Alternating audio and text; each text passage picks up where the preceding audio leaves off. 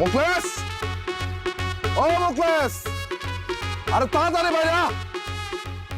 মারেক ভাই, কি খবর? আরে খুবই ভালো খবর, তোর তো পাসপোর্ট এসে উঠছে। তাই? ও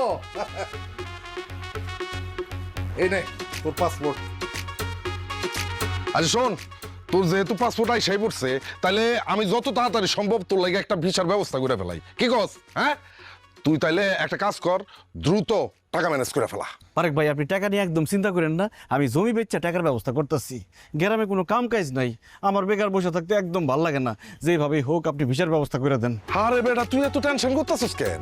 এই বারে কাছে কিসের জন্য? হ্যাঁ, পুরো গ্রাম শূন্য করে ফেলাইতেছি, সব পোলাপানের আমি বিদেশে পাঠাই দিতেছি, আর তুই করতেছিস টেনশন। শোন, 15টা দিন অপেক্ষা কর, এই 15 দিনের মধ্যে আমি তোর ভিসার ব্যবস্থা করে ফেলতেছি।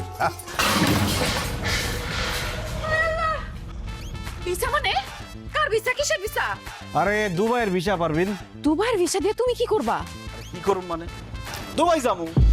দেশে কোনো কাম কাজ পাই না, সারাদিন বেকার বসে থাকতে হয়। এই জন্য সিদ্ধান্ত নিছি, জমি জমা বেচছে টাকা দিয়ে দুবাই চলে যাবো।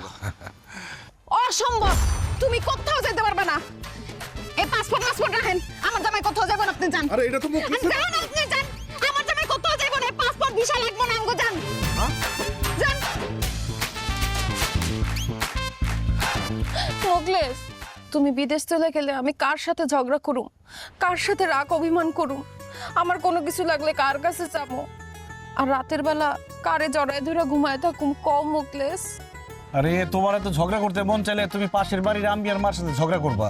আর রাগ অভিমান করতে চাইলে আমার ইমুতে অডিও ভিডিও করে কল দিবা, তারপর রাগ অভিমান করবা। আর যদি কোনো কিছু দরকার হয় হানিফরে বলবা, হানি বাইনা দিব। আর যদি জড়ায় ধরে শুয়ে থাকতে মন চায়, তাহলে কোলবালিশ আছে, কোলবালিশ জড়ায় শুয়ে থাকবা। না না না, আমি আমার স্বামীর রেখা এক মুহূর্ত থাকতে পারবো না। তুমি যদি আমার রেখা চলে যাও, তাহলে আমি জ্ঞান হারাবো, মরে যাবো, বাঁচাতে পারবে না কেউ। তুমি সারা জীবন আমার সাথে থাকবা, আমার চোখের সামনে থাকবা, কথা দাও মোখলেস। ওরে বাবারে, তোমার সাথে থাকলে, সারাদিন তোমার চোখের সামনে থাকলে কি খাওয়া এসে পড়বো? সংসার চলবো? অবশ্যই সংসার চলবো। সংসার চালানোর জন্য তোমার বিদেশে যাওয়ার দরকার কি? তুমি তো দেশেই ব্যবসা করতে পারো। আর দেশে ব্যবসা বাণিজ্যের অবস্থা খুব খারাপ। দেশে কি ব্যবসা করুন কও পারবেন? দেশের ব্যবসা বাণিজ্য সব খারাপ চললেও একটা ব্যবসা সবসময় ভালো চলবে, সেটা হচ্ছে মুদি দোকানের ব্যবসা। কারণ মুদি দোকানে কি থাকে? চাল, ডাল, লবণ, তেল, আটা, ময়দা, সুজি। চিন্তা করে দেখো, বন্যা হোক, ঝড় হোক, আন্দোলন হোক, হরতাল হোক, মানুষের তো ভাত খাইতেই হইব। আর ভাত খাইতে হইলে মুদি দোকানে যাইতেই হইব। এর জন্য মুদি দোকানের ব্যবসা সবসময় রমরমা, সবসময় চাঙ্গা। তুমি একটা মুদি দোকান দিয়ে দাও। ঠিকই কইছো পারবেন, মুদির দোকানে তো অল টাইম বেচা কিনি হয়। কথা তো আমি সবসময় ঠিকই বলি, তুমি বুঝো না।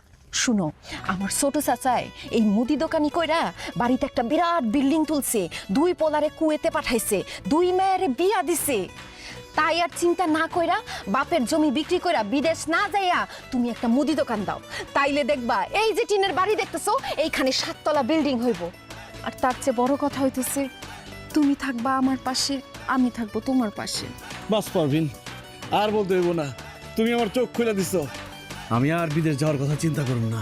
আমি হবো ব্যবসায়ী,